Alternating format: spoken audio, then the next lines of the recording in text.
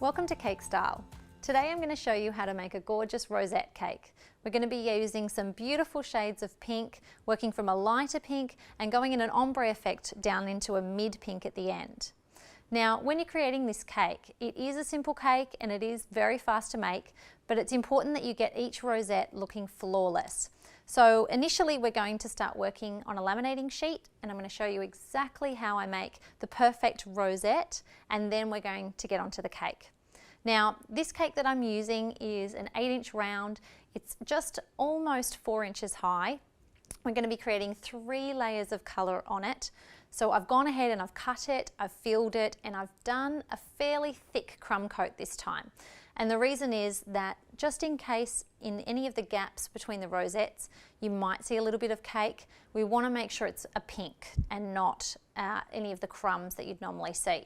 So I've done the filling and the crumb coat in my lightest shade of pink. That way when you slice it open, you'll see all the beautiful pink inside as well as on the outside. That's optional. I'm going to break down for you exactly how much buttercream I've used in all 3 of the colours so that you can follow along, or you can always just go ahead and use the same colour on the entire cake. So let's get started with some piping and we'll get those rosettes happening. So what I'm going to do is just get a piping bag ready. I'm just using a disposable piping bag. You could use a fabric one or one out of parchment paper, it's up to you. And I'm using a 1M tip for this. So I'm going to slot that inside. Working with our darkest colour first.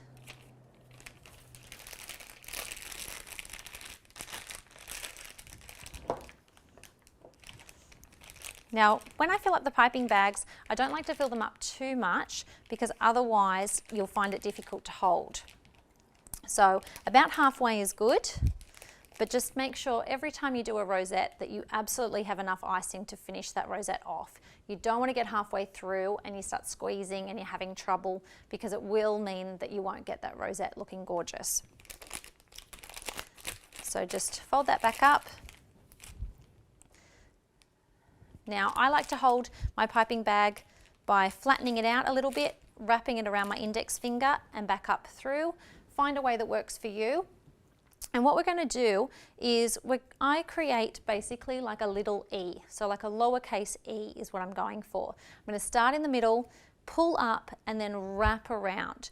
You can go clockwise or anti-clockwise. It depends on which hand you pipe with, and it's just a personal preference as well. Okay, so I'm going to start by squeezing. I'm not pressing into the surface too much, pulling up a little bit.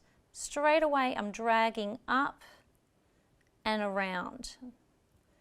Then when I get 3/4 of the way, I let my pressure go, but I keep moving in that direction, and that helps it to break off really well. So what you want to do is make sure that that center bit isn't squashed, and you want to make sure you wrap all the way around it and give it enough room. If you pull it too close, I'll show you here, if you're too close in or if you pull it around and you stay too tight, you'll find that it doesn't look as full and it doesn't give as good a shape. So you can see the difference right there. Pulling up, dragging it up and then wrapping all the way around. 3/4 of the way, stop your pressure, but keep that rotation going. So now we're ready to start working on the cake itself. Just applying enough pressure so that it will stay onto the cake.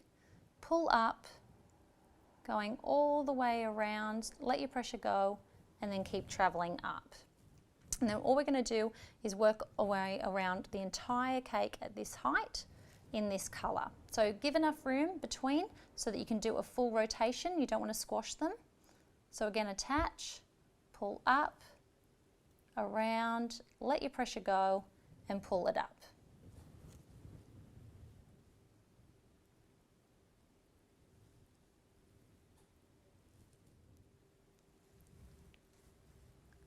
Okay, so as we come around the cake, we just have to gauge how much room is left and decide if there's enough room for 1 or 2. So on this, I think I can squeeze in 2 if we just get a little bit closer to there. And final one around. Now, if you have any where they've touched the board and you want to touch it up, you can come along with a toothpick and just quickly clean that up on your board. Okay, so now we're going to go ahead and get ready to do our mid colour along the centre of the cake. Okay, so now we're on to our second colour. We also need to stagger where the rosettes are. So we're going to be going in between our existing layer. We're going to come up a little ways on the cake. Make sure that you've got enough room to still swoop below though. So we're going to squeeze, pull up and around, and then drag it up. Moving along to the next space, pull it up and along.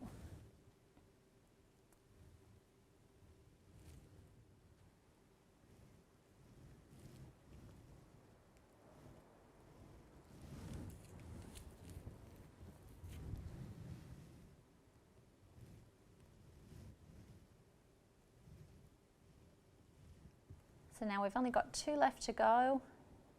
Just keep making sure that you're attaching it and giving each rosette enough room. Okay, so now that we've finished 2 of our layers, we're going to go ahead and do our final colour, which is our lightest colour. So we need a lot more of this, seeing as we have to do all the way around and the entire top of the cake. Now, every time you change colour, it's a good idea to change bags so that it's nice and clean and so that you don't have any cross-contamination of your shades. You want this to be really, really structured in its ombre. So we're going to fill this up and get going on the last of these.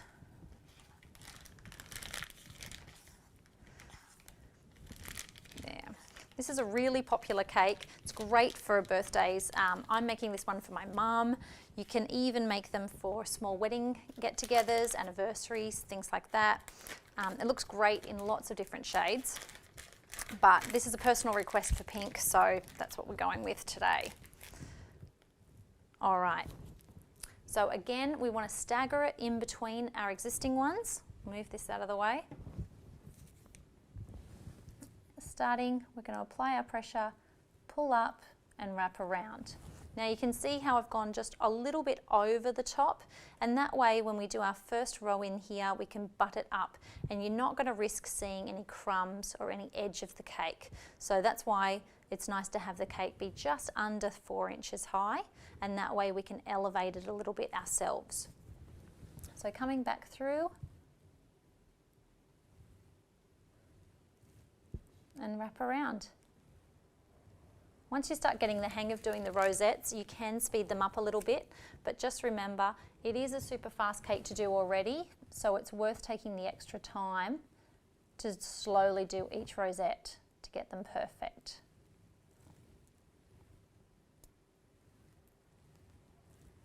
All right, so now we're onto the top of the cake. So the hard bit is done, which is working on the sides. Now we get to work top down, so things get a lot easier.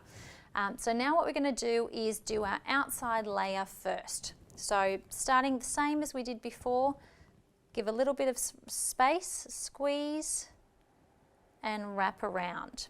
And then I like to work in the same direction, so I've been constantly working from left to right, so I'm going to do the same on here. Leaving enough room. So now when I do these, I like to space them out, starting the first one in between, but then don't worry about it after that, because you'll find that you'll do far less on the top than what you did on the sides. So as long as you keep them nice and close together like you have on the sides, it'll still look perfect. So we'll continue to add.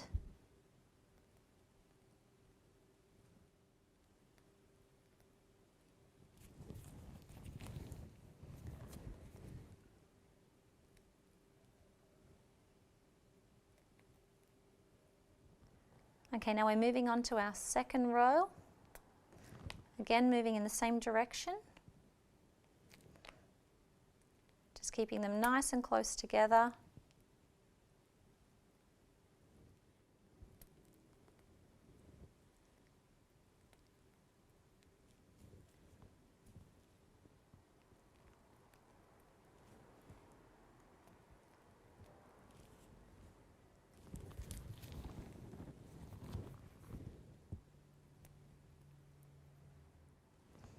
Okay, And now we've got our finished rosette cake. It looks absolutely gorgeous. Like I said, you can do it in any shade, but the pinks really do look fantastic. And then when you cut it open, it'll have beautiful filling layers of a gorgeous pink.